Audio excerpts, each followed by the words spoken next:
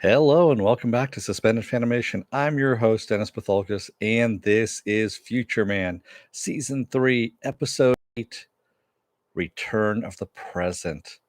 And it's the season and series finale. So, welcome everybody. Let me take care of a little bit of business first, and then we'll get to it and we'll wrap this puppy up. If you like to see here, like, share, and subscribe. If you're still on the fence about subscribing at the very end of this video, you'll see a video pop up here. Basically, what YouTube does takes the algorithms of all the stuff you've been watching and tries to match it as best as possible. One of the videos in my vast video library. Um, sorry, I'm just looking at my count there, and somebody took away a like, which is kind of funny. uh, if you want to know when I'm going to be on next, you can hit the bell down below. It's a 50-50 chance of YouTube actually notifying you. So best thing to do is go to suspendedfanimation.com. Take a look at the schedule that's up there for all my weekly live streams. I do it every Monday. I change that up. And then also I post that on my Facebook page as well. It's back again. The like is back. Also on suspendedfanimation.com, it has all the links to my social media, so Twitter, Instagram, and Patreon page, but no tier set up as of yet. So let's get to this, shall we? Spoiler alert, I am going to spoil the episode. If you've not seen the episode, go and watch it. Come on back. This will be a video. You can comment down below in the comment section. Thank you, Viking Bitch, for the paddle. And yes, like Viking Bitch says, it was over too soon. I said this last episode. I feel like they kind of missed the opportunity to go apeshit crazy with this last season, since they knew they were pretty much done after this season, and they really could have gone through hunting through the timelines of all their alternate selves and stopping them and all that kind of stuff. But then we wouldn't have gotten some of the lines. So this final episode, they come back to Iowa. Well, basically they get spit out on some Earth. We don't know where exactly, and they can't breathe all that well, and they have to call up Susan to get them, take them over to Iowa State in 1999. Excuse me, and stop Big Time from creating the big suck. And I like how they waste some time of Wolf actually explaining what the big suck is to Susan, who already knows all of this anyway. So yeah, I wish it was as weird as the first season. The first season was just really good. It was really damn good. But Tiger, of course, has they've gone through 10,000 years, essentially 10,000 lifetimes, if you will, and they are all Tiger is a better person for it. Maybe Wolf does become a better person too, but Josh is pretty much still the same. He really is. He really was just the same. And I love, there's a couple of nice little tidbits here that we get, and they're mainly from Tiger of all things. She says our journey. I'm sorry, I got to put on my glasses because, of course, I can't read anymore. Our journeys only conflict if we allow them to. Is one of the things that she says, and yeah, that's ultimately in the end, that's what it came down to. Was they all wanted different things, which were keeping them from reaching the end goal of stopping Big Time from creating the big suck. And once Josh kind of realized that, because he was going to go back and go home, and he probably wouldn't have had a home to go to, because once they stopped Big Time, time travel would no longer be possible, because what this guy Big Time had created, the rip in time, is what made time travel possible. So by closing that off, they'd all be stuck in 1999 or 2000, and that would be it for time travel. And so, of course, Wolf goes after to protect his nerds, because now he's become aware that nerds hurt too, and so he tries to stop them from the time cops. And of course, Tiger takes on the killing machine, and she talks him out of becoming the killing machine. And I love at one point his mission directive was kill at one point, and then it was marry, fuck, kill, marry, fuck, kill, marry, fuck, kill. And it kept going around in a circle. Which I thought was pretty good. That was pretty funny. And then, of course, we get the, what was it? Josh, asks Tiger if this version of herself does goodbyes, and she says endings and beginnings are just constructs of an imprisoned mind.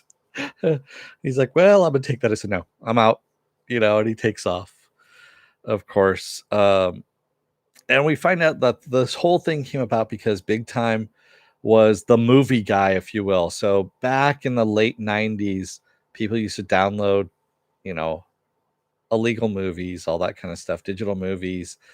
They used to digitize movies from DVDs and all that kind of stuff, and you would, pass them around to friends and all that kind of stuff. You would burn DVDs and all that stuff, and yeah, that's when DVDs were expensive and whatnot, and so yeah, so that's what he was doing. He wanted to be the movie guy because he didn't have any friends. So what happened is one of the movies that he had downloaded that he gave to everyone, which was Sliding Doors, happened to be virused and virused everybody. So what he was trying to do was network all the computers together to give everyone a virus, a new virus, blame it on Y2K so he wouldn't lose friends. That was the entire reasoning behind this shit to begin with. And I was like, okay, all right. And Josh basically talks him out of it and says, you know what? You got to leave this shit behind. You got to take the consequences of your actions. And he says, grow up. Basically, he goes, you'll get through this. It's not the end of the world. Everything will work out fine. And he stops Big Time, of course, from destroying the universe. And just as Tiger and Wolf are running in, and of course they only have 12 seconds left, and there's no way they're making it up the stairs, especially with Wolf being stabbed in the kidney as he was. So they're all stuck in the year 2000, including Susan and his robot family. Uh, and we see 6 months later that Corey Wolfhart's Home for Wayward Nerds is a thing, and Wolf is a superhero. He pretty much goes out and fights crime at night as well. And Josh is just a creeper. That's all he is. He's spying on himself as a kid, and his parents see him and shoo him off. And Tiger, of course, is living with the killing machine that she's converted, and they're off herding goats someplace. And we find out this whole thing was a true story. And we see the real Joshua Futterman, the real Tiger and the real Wolf in pictures and also in video. And supposedly this is a documentary of their story. So yeah. Viking Bitch says the Susan character was a missed opportunity. He could have been weirder and funnier. I don't think they had Seth Rogen too long, because remember this season came about just as he was ending the relationship with Hulu and starting the new relationship with Netflix that he's got going on with him and his partner Goldman.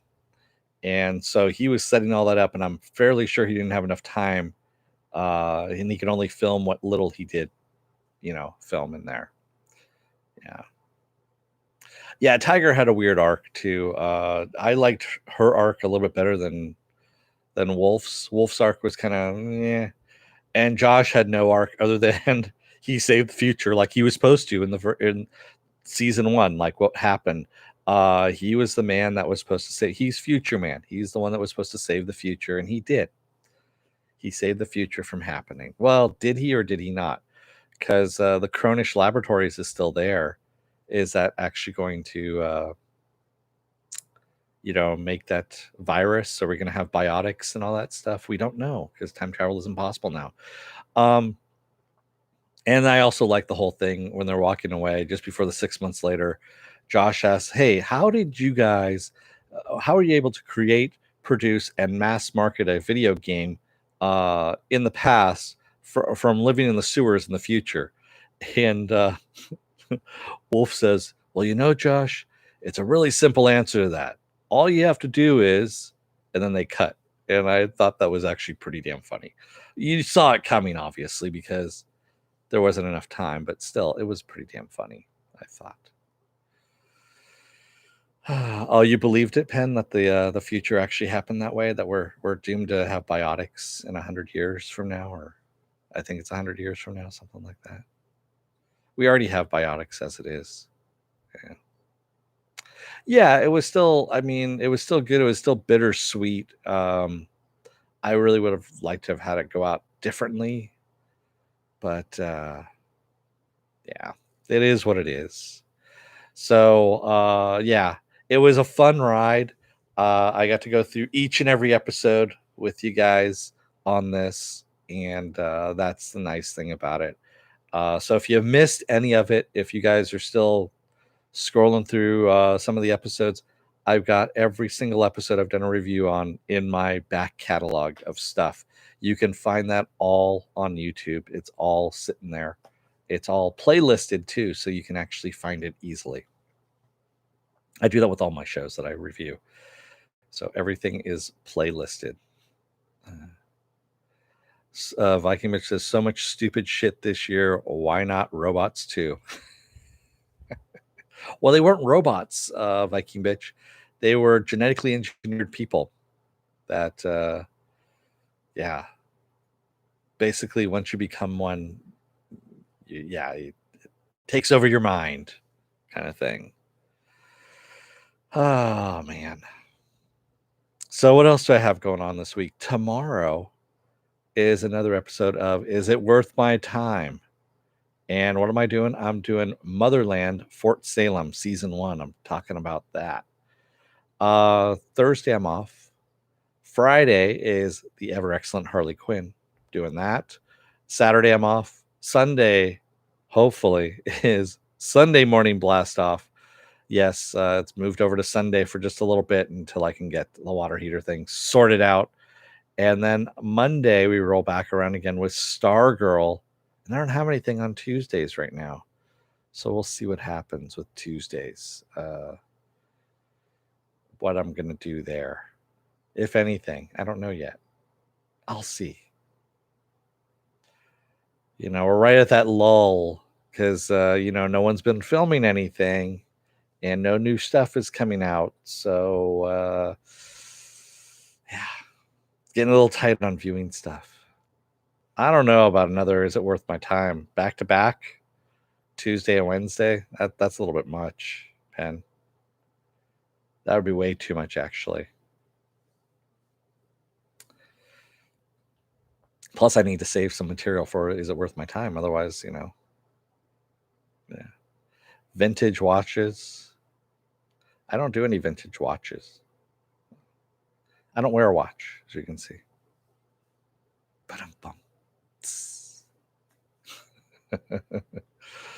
All right. I'm going to let you guys go. Thank you, everybody who joined me on this little journey here. And, thank you for those of you who joined me today in the chat. And thank you if you made it this far in the video. Remember, if you're still on the fence about subscribing, take a look at the video that pops up here at the very end of this video. If you like that, like, share, and subscribe. And also, if you want to know when I'm going to be on live again next, you can hit the bell down below. It's a 50-50 chance of YouTube notifying you. Best thing to do is go to suspendedfanimation.com. Take a look at all the links there and the schedule that's up there as well. So until tomorrow, I'm going to let you guys go. Have a good night. And don't let the door hit your ass on the way out. Otherwise, you may get trapped in a time traveling adventure that involves possums with herpes and all kinds of weird shit that happens. Thanks, everybody. I will see you tomorrow. Until then, have a good night and stay safe. Thank you.